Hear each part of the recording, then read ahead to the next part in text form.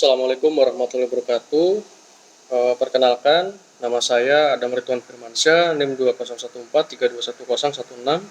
Saya dari kelas D ingin mempresentasikan mengenai tugas ujian akhir semester mata kuliah Tekno Penersib 2. Materi yang akan saya bawakan kali ini yaitu bertemakan How to Success in Financial Market. Mindset sukses. Mindset terbagi menjadi dua kata, mindset dan sukses. Jadi mindset merupakan pola pikir, yaitu cara kita memandang berbagai hal atau permasalahan. Lalu mindset sukses adalah pola pikir yang bisa membawa kita menggapai sukses. Mindset kita dipengaruhi oleh banyak hal, seperti karakter bawaan kita, beragam pengalaman yang pernah kita lalui selama ini. Ukuran mindset adalah ukuran dari karakter kita. Di sini bisa kita lihat bahwa terdapat 4 macam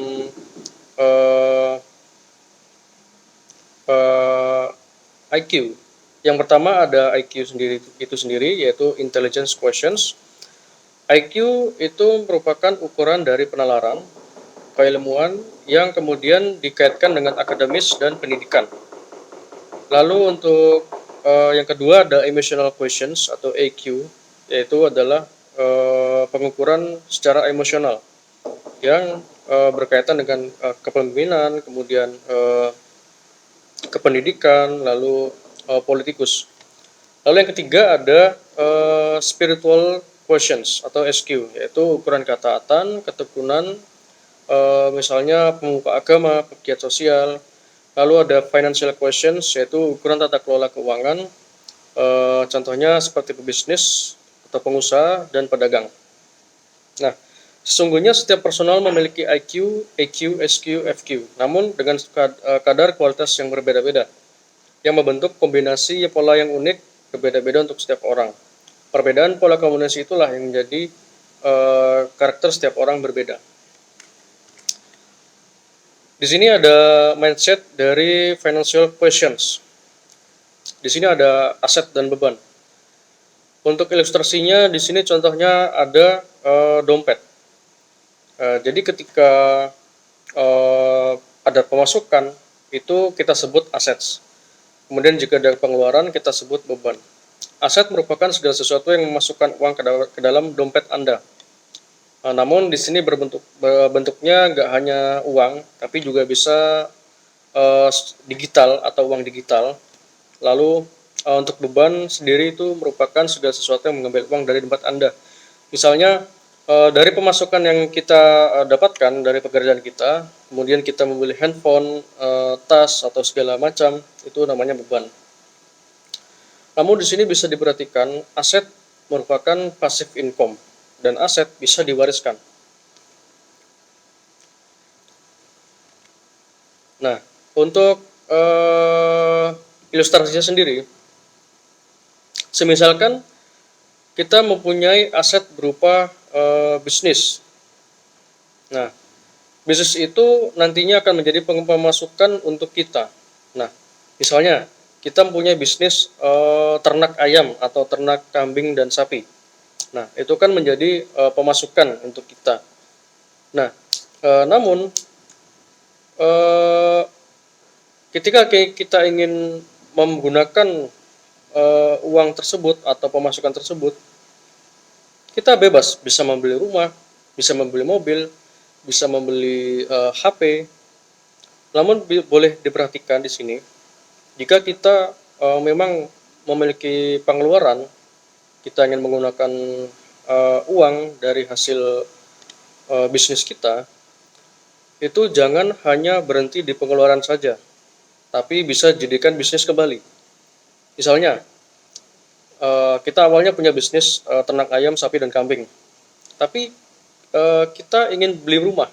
Nah, rumah itu jangan dijadikan hanya pengeluaran saja, tapi jadikan bisa menjadi bisnis lain, misalnya real estate, atau misalnya mobil bisa jadi bisnis rental mobil, seperti itu. Jadi kalau HP, kita misalnya pengen beli HP, kita hobi ganti HP, Daripada hanya menjadi pengeluaran, kita manfaatkan hal tersebut untuk menjual HP tersebut kembali. Itu jadi bisa ladang bisnis baru bagi kita.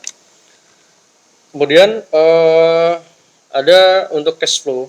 Jadi di sini ada dua kategori, kelas miskin dan kelas menengah. Untuk kelas miskin, dari pekerjaan yang dihasilkan mendapatkan income, namun untuk expenses karena termasuk dalam kategori miskin, jadi pengeluaran itu tidak sebanyak yang kita kira. Jadi anggap saja di kelas miskin ini pekerjaannya hanya menghasilkan 300.000 per bulan atau 500.000 per bulan. Jadi untuk pengeluarannya memang tidak banyak, dan apa sih yang bisa dihasilkan, apa yang bisa didapatkan dari penghasilan seperti itu. Namun di kelas menengah ini berbeda. Anggap saja kelas menengah ini ada seorang dengan pekerjaan yang gajinya 4 juta atau 5 juta per bulan. Nah, dari income itu selain menjadi pengeluaran, itu ada yang namanya liabilities atau beban. Itu. Nah, beban ini misalnya ketika kita mendapat gaji, kita ingin beli HP tapi yang mahal banget. Jadi dengan begitu kita akan melakukan kredit HP tersebut, dan nantinya akan masuk liabilities. Beban ini akan masuk setiap bulan selama jangka waktu tertentu yang ditentukan. Nah, itu nanti juga jadi expenses. Itu namanya kelas menengah. Kemudian di sini ada lagi untuk kelas kaya. Nah, pendapatan atau income diperoleh dari aset yang dimilikinya. Lalu pengeluaran atau expenses ditekan sebisa mungkin dan menerapkan modal hidup sederhana. Sisa pendapatan setelah dikurangi pengeluaran selalu dimanfaatkan untuk membangun aset lagi. Nah, seperti kembali ke tabel ini ya. Jadi kita punya bisnis, kita punya income, kita keluarkan tapi kita manfaatkan hal itu sebagai ladang bisnis baru. Nah, lalu beban atau liabilities selalu ditekan sebisa mungkin, maka nilai asetnya akan selalu meningkat, yang berarti juga pendapatannya selalu meningkat pula. Nah, di sini ada yang namanya cash flow quadrant. Cash flow quadrant itu yaitu suatu konsep yang terkenal oleh Robert T. Kiyosaki. Pada bukunya menyatakan bahwa pada umumnya aliran dana atau sumber pendapatan seorang dikelompokkan menjadi 4 bagian. Yaitu yang pertama ada E atau employee, yaitu contohnya karyawan atau kerjasama dengan orang lain. Lalu ada S, self-employed, pekerja profesional, independen atau kerja sendiri. Kemudian ada untuk B, yaitu business owner, misalkan wirausaha atau pemilik usaha. Ada investor, penanam modal pada jenis-jenis investasi. Nah, dari konsep cash flow quadrant ini ada contohnya, misalkan ada seorang wanita yang bekerja sebagai sekretaris pada suatu perusahaan, yaitu E, employee. Lalu karena wanita ini dia cantik dan jago make up, akhirnya dia dapat job sebagai MUA untuk acara-acara pernikahan atau foto. Nah, kemudian barulah dia aktif juga sebagai vlogger tutorial make up. Itu self-employed atau pekerja yang bekerja sendiri, atau mungkin bisa kita sebut freelancer gitu. Nah, dan karena benar-benar paham sama make up, wanita ini dari hasil ES-nya, dari hasil income dari employee dan self-employee-nya, itu dia memanfaatkan untuk berjualan produk make up secara online, yaitu B, business owner. Tidak lupa wanita itu menyisihkan sebagian pendapatannya untuk berinvestasi ke beli reksadana maupun emas. Nah, ini contoh dari cash flow quadrant. Kemudian kesimpulannya ya, jadi bisa saja orang yang termasuk dalam sisi sebelah kiri kuadran atau ES menjalankan juga kuadran sebelah kanan BI, terutama pada sebagai investor, karena sangat mudahnya untuk berinvestasi pada saat ini bisa melalui produk reksadana maupun saham yang bisa dicicil setiap bulannya tanpa harus dengan modal yang besar. Kemudian ada rantai usaha berikutnya. Di sini ada gambar yaitu rantai usaha. Misalnya untuk yang pertama dari awal sampai akhir terbagi menjadi dari skill menjadi uang dan dari uang menjadi skill. Nah, lalu di sini ada market. Apakah market itu? Market atau pasar secara tradisional merupakan tempat bertemunya para penjual dengan pembeli. Aktivitas jual dan beli di pasar disebut perdagangan atau trading. Di sini ada tipe-tipe pasar. Yang pertama ada pasar campuran dan pasar spesifik. Lalu, bagaimana dengan definisi market masa kini yang telah berbasis teknologi? Pasar masa kini yang berbasis teknologi melibatkan platform online seperti situs web, aplikasi seluler, atau platform perdagangan elektronik. Beberapa karakteristik pasar ini termasuk akses global, personalisasi, aksesibilitas bagi bisnis skala kecil, interaksi dan umpan balik instan, serta penggunaan analitik dan data pengguna. Teknologi terus berkembang dan mempengaruhi pasar dengan inovasi seperti kecerdasan buatan, Internet of Things, dan blockchain. Lalu ada finance market. Finance market ini yaitu pasar keuangan, adalah pasar di mana berbagai jenis instrumen keuangan diperdagangkan, termasuk saham, komoditas, mata uang antar negara, mata uang kripto, dan lain-lain. Di sini ada jenisnya. Yang pertama ada pasar modal atau capital market. Pasar modal merupakan jenis pasar yang memperjualbelikan modal jangka panjang yang biasanya berbentuk saham dan turunannya. Yang kedua ada pasar valuta asing, yaitu pasar yang melakukan kegiatan transaksi valuta asing atau mata uang asing, baik berupa transaksi spot transaction, forward transaction maupun swap transaction. Lalu ada pasar komoditas yang merupakan pasar yang kegiatannya adalah memperjualbelikan barang-barang komoditas tertentu seperti gold, metals, oil, barang-barang pertanian, dan lain-lain, baik secara spot transaction maupun future transaction. Financial market ini sama saja seperti pasar tradisional biasa, hanya saja dagangannya lebih spesifik dan biasanya telah didukung dengan penerapan teknologi dalam melakukannya. Pasar saham misalnya pasar sayur dan buah, kemudian pasar forex, pasar burung, pasar komoditi itu pasar sapi, dan pasar kripto adalah pasar sepeda dan mobil. Lalu di sini mindset, investasi or trading. Jika kita melihat dari investasi, yaitu bertujuan membangun portofolio aset, mendapatkan income dari penghasilan aset tersebut tergolong dalam passive income, serta pelakunya disebut sebagai investor. Kemudian yang kedua ada trading atau berdagang. Tujuannya berbeda dengan investasi. Jika investasi tujuannya untuk membangun portofolio aset, namun untuk trading itu memperoleh keuntungan secara langsung. Lalu mendapatkan income dari profit trading tergolong dalam active income, artinya trading itu jika sekali kita mendapatkan keuntungan, maka kita harus berdagang lagi. Pelakunya disebut sebagai trader. Nah, bedanya investasi dan trading, investasi ini termasuk income jangka panjang. Namun jika trading itu income-nya jangka pendek. Buy low, sell high. Mindset trading investasi itu sederhana, yaitu jual beli saat harga murah atau turun, lalu jual pada saat harga mahal atau naik. Oke. Nah, kemudian strategi menabung rutin atau dollar cost averaging. Nah, adalah sebuah metode sederhana di mana kita menginvestasikan uang yang sama setiap bulan ataupun setiap minggu. Strateginya adalah disiplin untuk membeli saham dengan jumlah nominal pembelian yang tetap atau sama, tanpa peduli harga naik dan turun. Dari modal awal digunakan untuk berdagang. Setelah memperoleh keuntungan yang cukup besar, maka keuntungan tersebut dipilih sebagian untuk diinvestasikan dan sebagian lagi langsung bisa dinikmati. Analisis dan prediksi harga. Nah, metode analisis dan prediksi itu yang pertama value analysis, kedua ada technical analysis, kemudian yang tiga ada analisis volume analysis. Di sini ada tipe investor, sahamnya blue chips, analisis dan prediksinya itu value analysis, targetnya tahunan dan semesteran. Dan di sini juga ada tipe position trader dan scalper.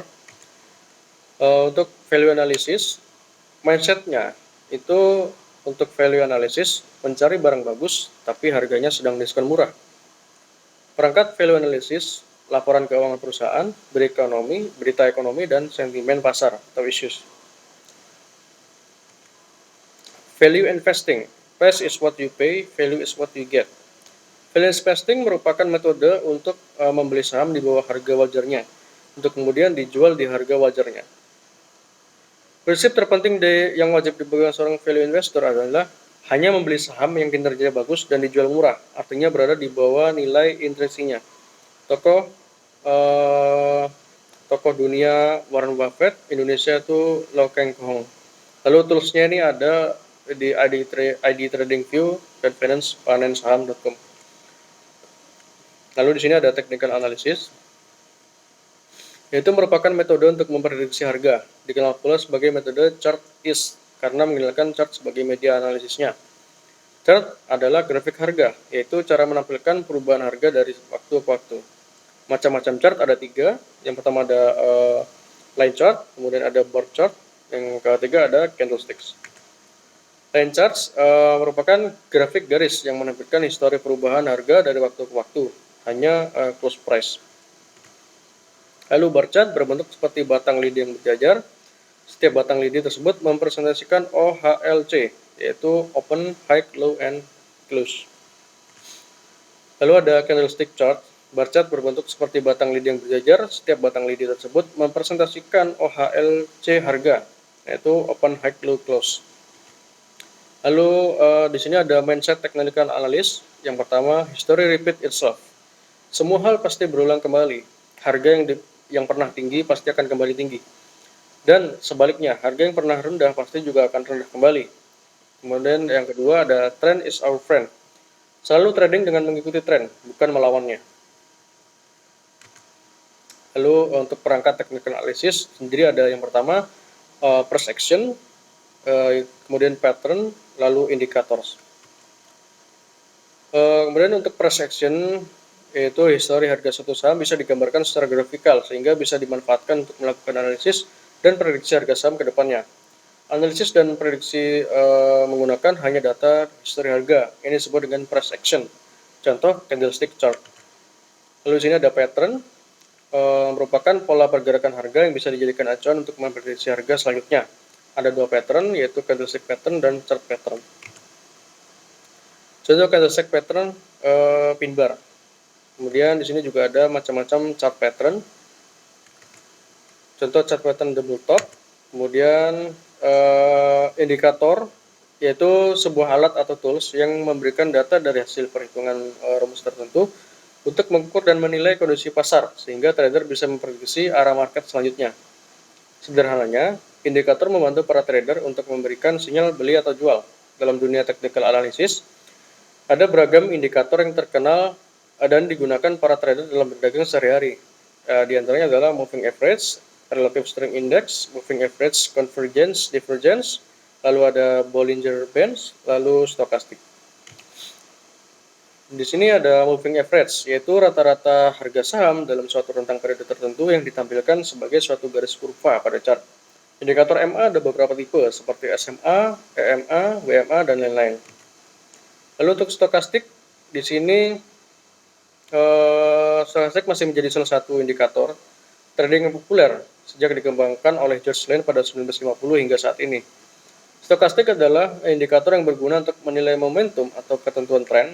Indikator ini memprediksi harga dengan cara membandingkan rentang harga tertinggi dan terendah dengan harga penutupannya selama periode waktu tertentu. Lalu ada Bollinger Bands adalah salah satu indikator teknikal yang digunakan untuk mengukur volatilitas dan menentukan arah tren pergerakan harga.